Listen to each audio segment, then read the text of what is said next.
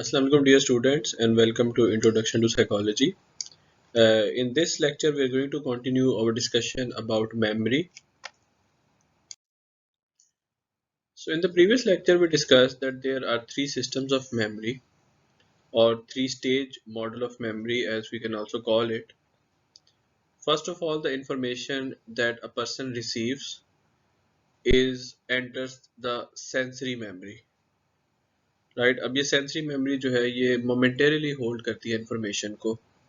It's just like you hear something or there's a momentary flash of lightning or a dog is barking or there is a pin that pricks into your skin for very minute duration, does not hurt you at all.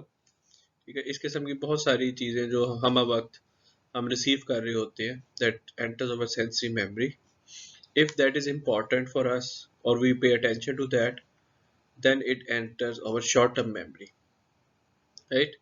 और short term memory में almost 15 to 25 second वो stay करती है वहाँ पे और then we forget until or unless we use some rehearsal to move that information to long term memory, right? And the more elaborative the rehearsal is, the more information moves into the long term memory. There is also another perspective that we can discuss this memory is like we can call the short-term memory as the working memory, right? Or like a RAM, we can give an analogy of a RAM in a computer that whenever something enters in our short-term memory is basically used for some execution, for some planning, for some judgment, for some decision making, right? So in the working memory, uh, वो working memory information जो है वो आपकी long term memory से भी उठा रही होती है जो आपकी ब्रेन में चीज़ें स्टोर हैं जिनको हम डिटेल्स में भी देखेंगे. ठीक है, either that is your perceptual memory, autobiographical memory, your language, or your visual knowledge, or any other type of thing that is your store, or basically some motor skills जो automatically चीज़ें हमारे brain में store होती हैं जो आप समझे कि हमारी हैबिट का हिस्सा इस तरह बन जाती है कि हमारी बॉडी जानती है कि उनको कैसे परफॉर्म करना है. It's like riding a bicycle और ड्राइविंग अ कार. अब ये वो सारी चीजें हैं कि जो हमारी जिसके पाथवेज हमारे ब्रेन में सेट हो गए हैं, right?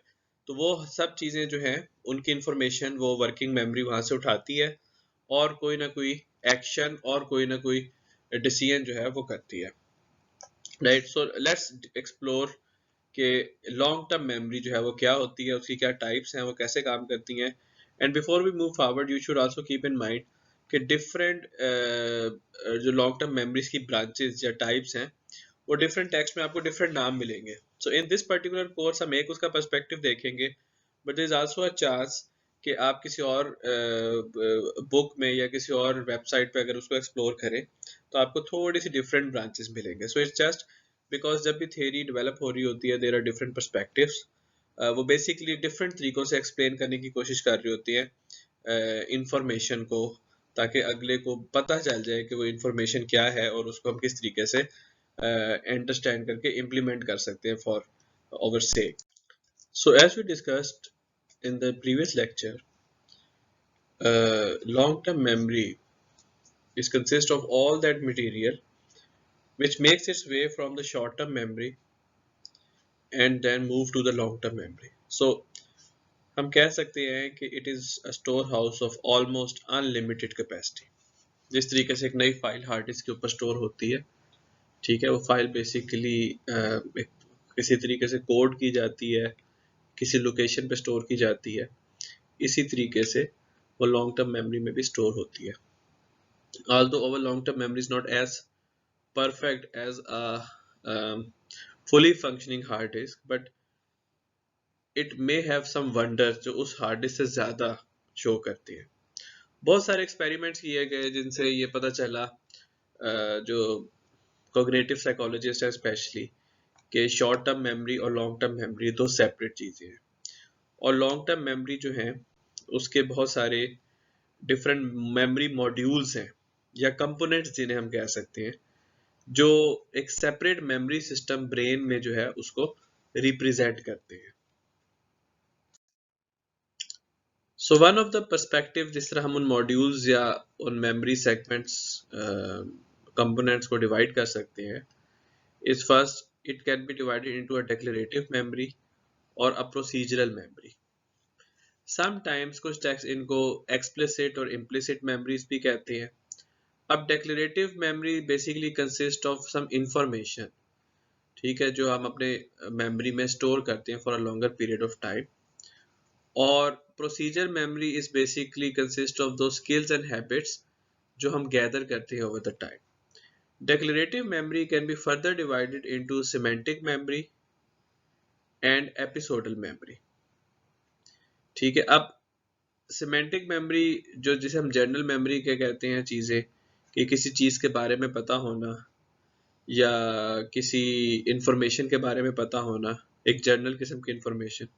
Episodic memory is basically consist of your personal knowledge कि अब आपने क्या काम करना है या आपने क्या काम किया, वो सारी चीज़ें मेमोराइज करना, that is your episodal memory. So if I ask you a question that you know that a bicycle has two wheels, is it a declarative memory or a procedural memory? So as you can see that a bicycle has two wheels, that's just is a fact or is a factual information, तो आप कहोगे it is a declarative memory. Okay, if I say कि you know how to ride a bicycle, so is it a declarative memory or a procedural memory? So obviously आप कहोगे it consists of our skills, जो काम हम करना जानते हैं, और our habits, वो काम जो हम करते हैं, so it is basically a procedural memory. If you know how to do the certain thing, that is part of your procedural memory. If you know about a certain thing, then that is part of your declarative memory. उसके बाद अगर हम कहें कि memory की एक और type जिसको हम डेक्लेरेटिव के अंदर लेके आते हैं, that is a semantic memory. So semantic memory is, as we said, is part of declarative memory, is a memory for general knowledge and facts about the world. In addition, आपको जो logic के rules अगर आपको पता है, ठीक है, for example 3 is greater than 2 और इस तरह के रूल्स जिससे आप फैक्ट्स डिड्यूस कर देते हैं, जैसे ग्रेविटी, ठीक है, तो ये वो सारी चीज़ें हैं जो हमारी सिमेंटिक मेमोरी जो है उसको स्टोर करती है। इसलिए हमें अपने घर का एड्रेस भी पता होगा, हमें अपनी सिटी का नाम भी पता होगा, ठीक है, हमें अमेरिका के कैपिटल का नाम भी फॉर एग्जांपल अगर पता हो, या हमें और दूसरी जो इन्फॉर्मेशन है, that is all in our semantic memory. या हमें किसी वर्ड के स्पेलिंग्स आते हो, ठीक है, या हमें किसी लैंग्वेज के रूल्स आते हैं, वो तमाम के तमाम आपके सिमेंटिक मेमोरी के अंदर स्टोर होते हैं। सिमेंटिक मेमोरी जो हमारे ब्रेन के अंदर जिस तरीके से स्टोर होती है, उसमें बहुत ज़्यादा अमल दखल है सिमेंटिक नेटवर्क्स का। अच्छा, अब अगर हम देखें, अगर हम इमेजिन करें कलर रेड, तो आपको कलर रेड से रिलेटेड बहुत सारी चीज़ें और भी जहन में आ जाएंगी, ठीक है। फॉर एग्जांपल कलर रेड अगर आप सोचें और अपने जहन में फ्रूट सोचें, तो अब दोनों जब मिलाएंगे तो आपको एप्पल जहन में आएगा, ठीक है। अच्छा, अब जब आपके जहन में एप्पल आ गया फॉर एग्जांपल, तो किस तरह होगा कि उससे मिलती जुलती आपकी चीज़ें जहन में आनी शुरू हो जाएंगी, ठीक है। और कलर रेड आपने सोचा तो आपके जहन में ये आएगा कि फायर इंजन है, वो भी रेड कलर का है, ठीक है।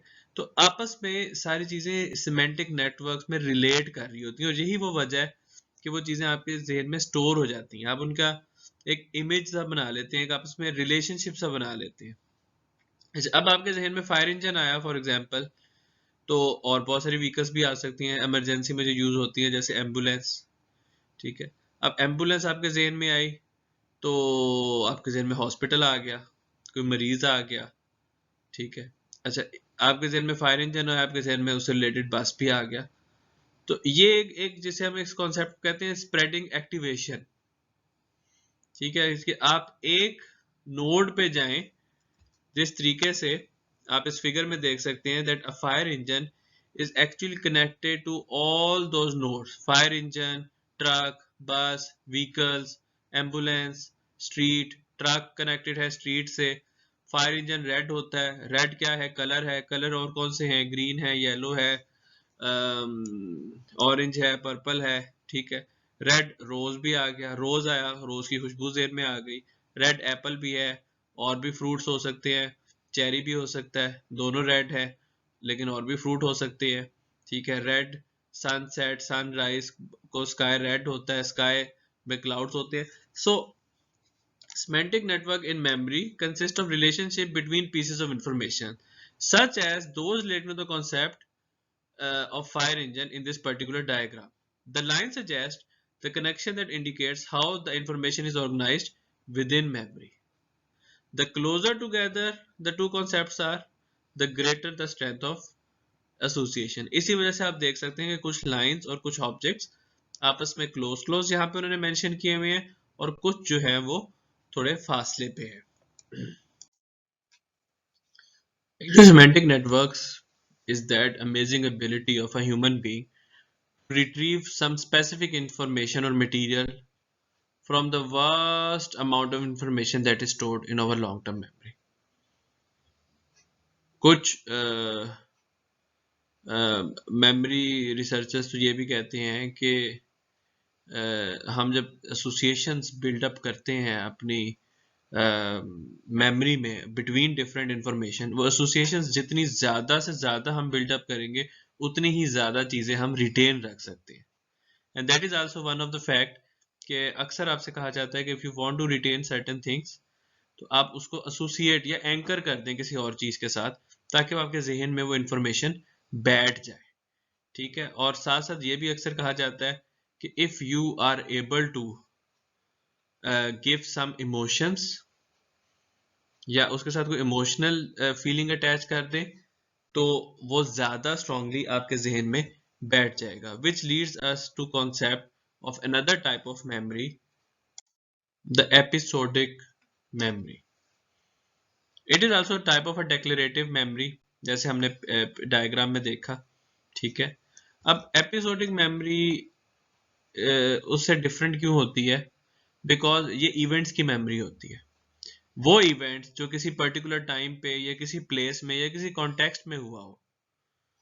वो इवेंट कोई एक्सीडेंट भी हो सकता है, वो कोई बर्थडे पार्टी भी हो सकती है। ठीक है, वो कोई एग्जाम भी हो सकता है। अब यहाँ पे ये चीज़ जानना ज़रूरी है कि वो इवेंट चूंकि आपके साथ बीता होता है, so episodic memories can be surprisingly detailed. ठीक है, और उसमें काफ़ी ज़्यादा इंफॉर्मेशन जो है वो डिटेल में आपके जहन में स्टोर होती है।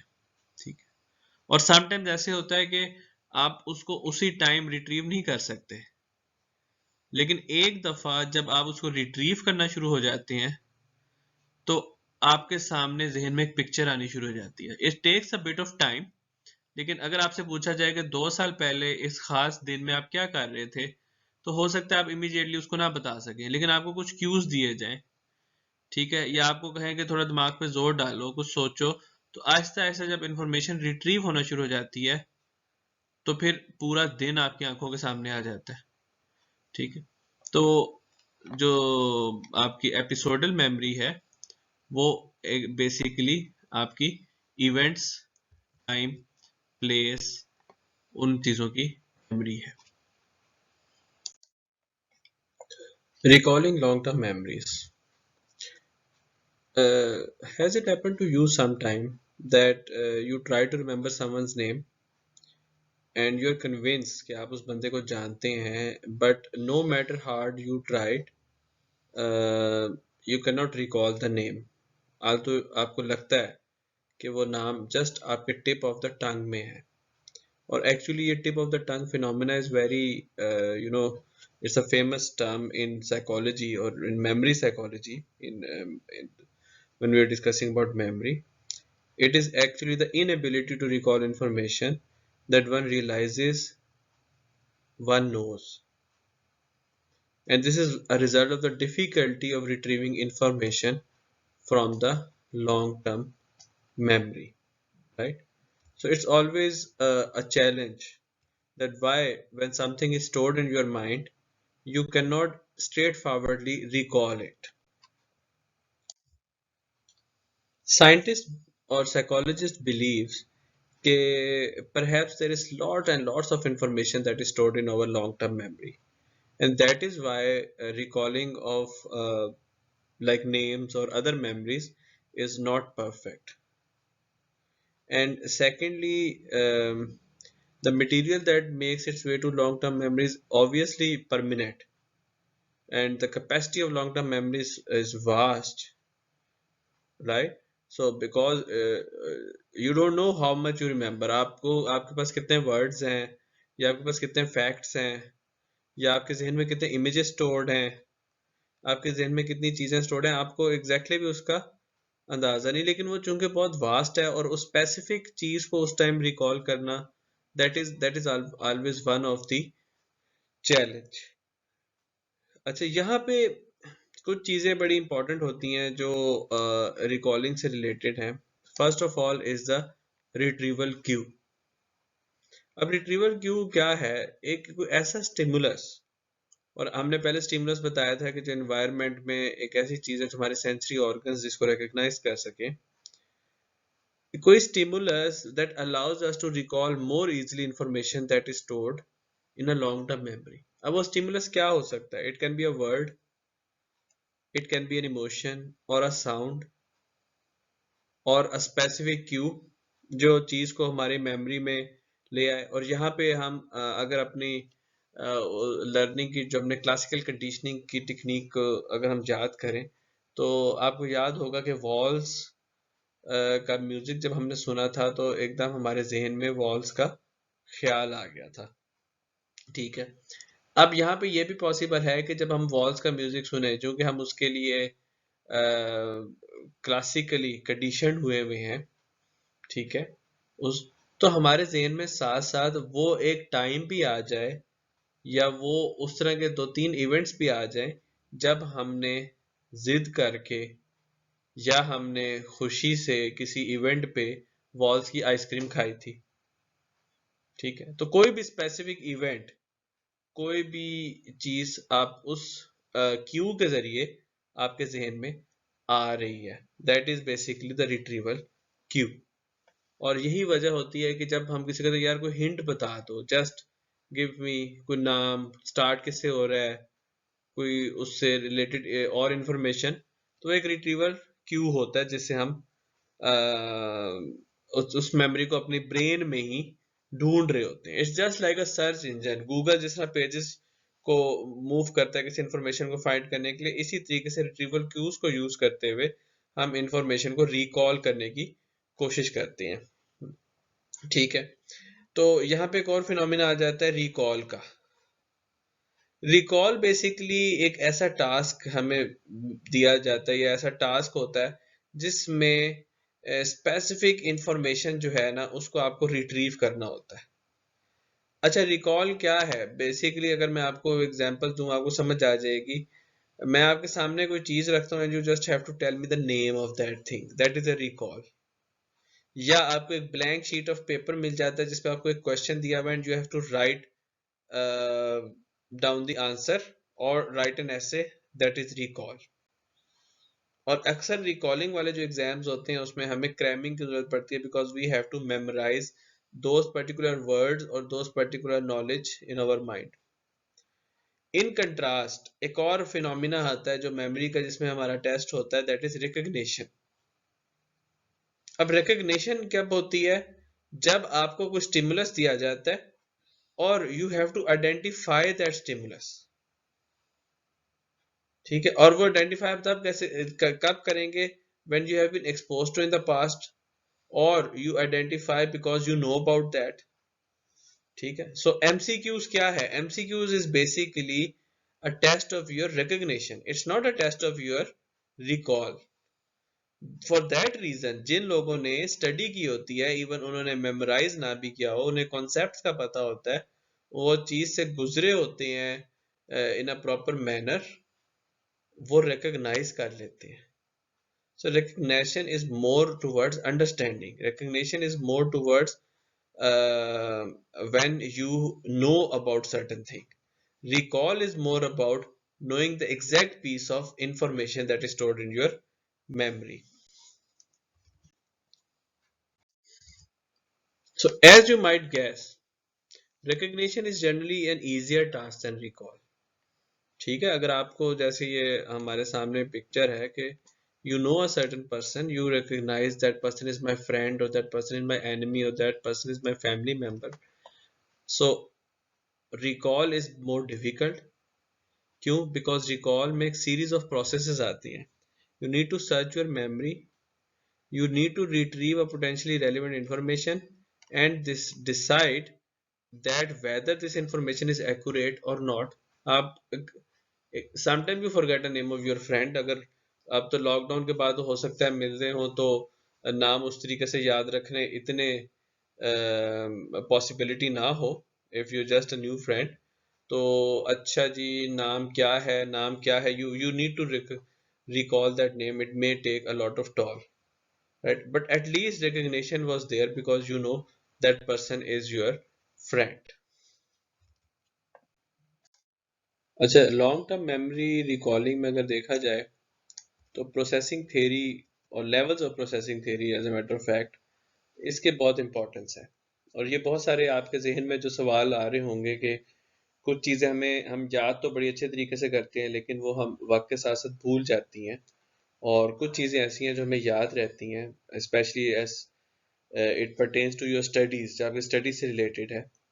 So, level of processing theory is a theory of memory that emphasizes the degree to which new material is mentally analyzed. For instance, कि first you perceive something, you process something and then you understand something.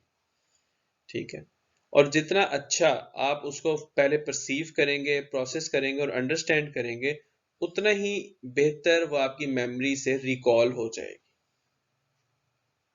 अब ये theory suggest ये करती है कि information processing, जब पहली दफा आपको कोई मटेरियल जिससे आप इनकाउंटर करते हैं, आपने लर्न करना होता है, ठीक है, अब आप उसकी जो फर्स्ट टाइम प्रोसेसिंग करते हैं वो बहुत ज्यादा पार्ट प्ले करता है कि अल्टीमेटली आप उसको कितना रिमेम्बर करेंगे. और दूसरा ये कि जितनी ज्यादा डेप्थ में आप उस इंफॉर्मेशन को प्रोसेस करते हैं, ठीक है, जितना क्रिटिकली उसको देखते हैं, उतना ही ज्यादा आप उसको इस बात के चांसेस हैं कि यू रिमेम्बर इट. अच्छा, अब होता ये है कि since we do not pay close attention to much of the information that we are getting, ठीक है, उसकी मेंटल प्रोसेसिंग जो है वो कम हो रही होती है and we forget new material almost immediately. लेकिन इसलिए कहते हैं कि when we are studying something और we are learning something we need to be focused. Focus actually not means that you are just like focusing and meditation. It means you are paying great attention to it. आप इस time दूसरी जो चीजें हैं जो आपको आपके focus को डाइवर्ट कर रही हैं, आप उनको ब्लॉक करते हैं पहले, ठीक है, और दूसरा आप उसमें एक इंटरेस्ट लेते हैं ताकि वो चीज, attention also mean you are taking interest into that, ठीक है, ताकि वो आपके बजाय इसके कि एक शैलो लेवल पे आपकी लॉन्ग टर्म मेमोरी में जाए, वो डीप लेवल पे जाए. ठीक है. अच्छा, और फिर ये थ्योरी आगे ये भी सजेस्ट करती है कि बहुत सारी चीजों को प्रोसेस करने का हमारे एक डिफरेंट कैपेसिटी होती है. ठीक है. अब अगर आप शैलो लेवल्स पे चीज को प्रोसेस कर रहे हैं, बहुत ज्यादा उसके ऊपर अटेंशन या फोकस नहीं दे रहे, ठीक है, तो वो आप बेसिकली अपनी एक फिजिकल और सेंसरी लेवल तक ही उसको रख रहे हैं. ठीक है. लेकिन अगर आप उसके अंदर इंटरेस्ट भी ले रहे हैं and you are actually liking something, you are actually you want to explore more about that thing, फिर आप उसको डीप लेवल पे प्रोसेस कर रहे हैं, फिर आप उसके मीनिंग्स पे जा रहे हैं, फिर आप उसके एडवांटेजेस और डिसएडवांटेजेस पे जा रहे हैं, फिर आप उसके कॉन्टेक्स्ट पे जा रहे हैं, फिर आप उसके एसोसिएशंस पे जा रहे हैं कि वो और किस चीज़ के साथ एसोसिएट हो रही है, फिर आप उसके प्रैक्टिकल एस्पेक्ट्स को एक्सप्लोर कर रहे हैं, ठीक है। और वो जो डीप लेवल है that actually helps you retain information for much longer time and also use that information whenever it is required. तो यहाँ पे एक बड़ी लॉजिकल सी एग्जांपल आ जाती है, that is your road memorisation या क्रैमिंग या रट्टा जिसे हम उर्दू में कहते हैं, ठीक है।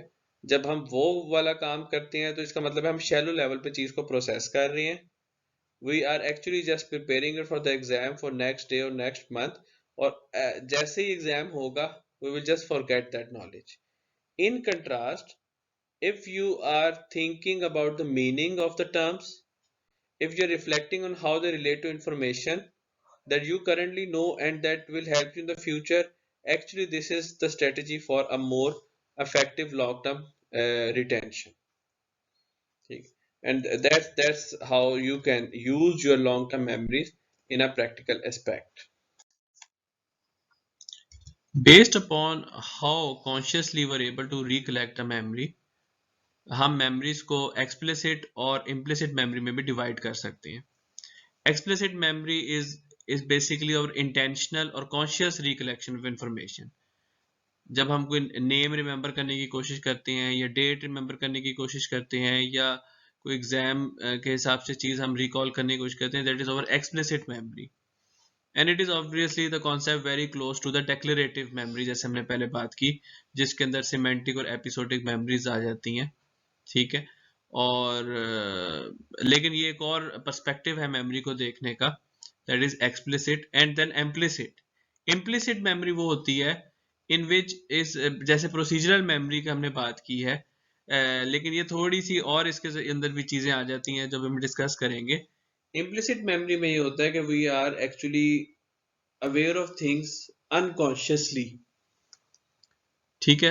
यानी कि अनकॉन्शियस लेवल पे हमारे जो एक recollection of certain behaviours information and चल रहा होता है, that is our implicit memories, ठीक है। तो वो जो स्किल्स हम गेन करते हैं, जो ऑटोमेटिकली हमें कोई ना कोई काम करवा रहे होते हैं, वो even that involves our walking, even that involves our body balance, even that involves our language, even that involve our likeness or dislikeness of someone, जैसे हमने परसेप्शन के चैप्टर में डिस्कस किया था, जो हमारे स्टीरियोटाइपिंग के बायस बनते हैं, ठीक है, जो हमारे प्रेजुडिस और डिस्क्रिमिनेशन का बायस बनते हैं टुवर्ड्स अ सर्टेन ग्रुप, ठीक है। वो सारी चीजें हमारी इम्प्लिसिट मेमोरी का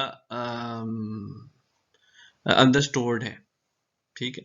जैसे पिक्चर में भी आप देख सकते हैं, आपकी जो क्लासिकल कंडीशनिंग है या दूसरी जो कंडीशनिंग्स हैं, ऑपरेंट कंडीशनिंग वगैरह, that is all part of your implicit memory. अच्छा, एक और तरीका जो बड़ा यहाँ पे डिस्कस होता है मेमोरी में, दैट इज प्राइमिंग, ठीक है। यहाँ पे जो मेमोरी स्पेशलिस्ट हैं वो इम्प्लिसिट मेमोरी को प्राइमिंग के जरिए बहुत स्टडी करती है। अब प्राइमिंग कब होती है कि जब आप किसी वर्ड, और आपको कोई वर्ड एज ए क्यू दिया जाए जो आपको कोई और इंफॉर्मेशन को रिकॉल करने में हेल्प आउट करे। अच्छा, उसकी वजह क्या है कि प्राइमिंग तब होती है जब आपको किसी चीज की कॉन्शियस मेमोरी नहीं है, ठीक है, आप उसको कॉन्शियसली रिकॉल नहीं कर पा रहे, बस because of the priming, that cue that you give, you are able to recall that information. अब वो क्या है, जैसे जब इन्वेस्टिगेट करते हैं विटनेसेस से, तो उनको एग्जैक्ट इंफॉर्मेशन नहीं पता होती, लेकिन आप उनको हिंट से क्लूज देते जाते हैं, जिससे वो साथ साथ रिकॉल करते रहते हैं। कोई फेस है, ठीक है, अच्छा अब आप पूछेंगे कि I am drawing a face of potential criminal, ठीक है, क्या उसकी मूछें हैं, no you are priming that person, वो ताकि उधर फोकस करे। अच्छा, क्या उसकी आईज ब्लू है, ग्रीन है, किस तरह की आईज हैं उसकी, उसके बाल किस तरह के हैं, लंबे हैं, छोटे हैं, ठीक है। तो वो जो एक प्राइमिंग का कॉन्सेप्ट है, that is exposure to a word और concept makes it easier to recall the related information वो उसके जरिए आपको पता चलता है कि there is something that is stored in unconscious memory. So in short, जब हम कॉन्शियसली कोई चीज रिकॉल नहीं कर पाते, इसका मतलब है हमारी इम्प्लिसिट मेमोरी काम कर रही है और हमें उसमें सोचना नहीं पड़ता। That is one of the reason कि when you are driving, you are talking, you are basically seeing outside, you are watching the road, but you are not putting your effort is how to operate the vehicle or automobile. This is because वो आपके implicit memory में automatically stored है। Has it ever happened to you कि कोई ऐसी चीज आपके memory में इस तरह स्टोर है कि आप पूरा का पूरा जो वो इवेंट है उसको एक मूवी की तरह अपने ज़हन में वापस लाके सोच सकते हैं? इस किस्म की मेमोरीज को हम कहते हैं flash bulb memories. Those memories which are centred on a specific important or surprising event that are so vivid or so clear that as it if they are representing a snapshot of that event। अब ये क्या चीजें होती हैं? Something that you are emotionally very connected to. ठीक है, जिस तरह involvement in a car accident, pain है, इमोशंस है। ठीक है, some event of happiness, getting a first position, receiving a gift. ठीक है, I remember I like in my 3 class I got appendicitis operation, and I can vividly remember that day, the from morning till evening. It was a painful day. Obviously, it was a big thing getting an operation with a young child. तो वो कुछ इस किस्म की memories होती हैं जिसमें आप काफी डिटेल में चीजें याद रखते हैं, but it's not perfect. Like आपको ओरिजिनली हर चीज नहीं याद रहती। I don't remember the colour of the cloth that I was wearing on that day. ठीक है, तो but there is actually a snapshot of so many things जो इनएक्यूरेट हैं, but there are so many things जो accurately stored है मेरे mind में। और जैसे जैसे आपकी एज थोड़ी बढ़ती जाती है, पॉसिबिलिटी होती है कि आप चीज़ों को ज़्यादा क्लियरली देख सकें। समटाइम्स आपकी फ्लैश बल्ब मेमोरीज डिस्टॉर्ट इस वजह से भी हो सकती हैं कि you have a memory somewhere, but actually कुछ पिक्चर्स वगैरह इस तरह की आपको ज़्यादा दिखाई जाएं उस इवेंट की कि आप उसका एक और एस्पेक्ट जो है अपने जहन में बिठा लें। ठीक है, अब हुआ ये, जैसे 9/11 के वाक़े में, 9/11 में अगर आपने सुना हो कि 2 प्लेन्स जो हैं वो उन्होंने स्ट्राइक किया। हमने ये सुना था, पढ़ा था। ठीक है, लेकिन जब टेलीविजन हमेशा जो पिक्चर्स दिखाते रहे वो सेकंड प्लेन की दिखाते रहे। ठीक है, जिसकी वजह से ये कि लोगों के जहन में वो सेकंड प्लेन वाला जो है वो ज्यादा इमेज बैठ गया as compare to the first plane. तो फ्लैश बल्ब मेमोरीज जो है वो डिस्टॉर्ट हो जाती हैं विद द टाइम, जब आपको रॉन्ग इंफॉर्मेशन प्रोवाइड की जाए या फिर आपका पर्सपेक्टिव किसी और वजह से चेंज हो जाए। जनरली जो फ्लैश बल्ब मेमोरीज होती हैं वो आपको एक बहुत जनरल फिनोमिना इस वजह से भी है कि जब आप उनको रिट्रीव करते हैं तो actually it gives you some emotions, और यहाँ से हमें पता चलता है कि emotions are actually related to memories. आपको वो फीलिंग जो है जब फ्लैश बैक मेमोरी आती है तो वो feeling either it's a feeling of pain और it's a feeling of happiness, वो फीलिंग आपको दोबारा आना शुरू हो जाती है। So that is one of the reason flash bulb memories are important. और इसीलिए आप अगर जिस तरह आप कहते हैं ना कि you feel it while you are studying, so if you are feeling it that you are going to be successful because of that particular course, you feel you can imagine it like that way, आपकी वो memory ज्यादा बेहतर तरीके से काम करेगी। So feeling something, relating to it, putting an attention such that it's important to you, actually आपकी memory के लिए it's a positive aspect। Do not think कि memory जो हमारी store होती है it's like the actual bits and pieces of information that we encounter और exact उसी तरीके से store हो जाती है। It's not like that। Although हमने देखा अभी पिछली slides में कि we can recollect significant and distinctive events, लेकिन क्या हम उसको बिल्कुल एक्यूरेसी के साथ रिकलेक्ट कर लेते हैं उन मेमोरीज को?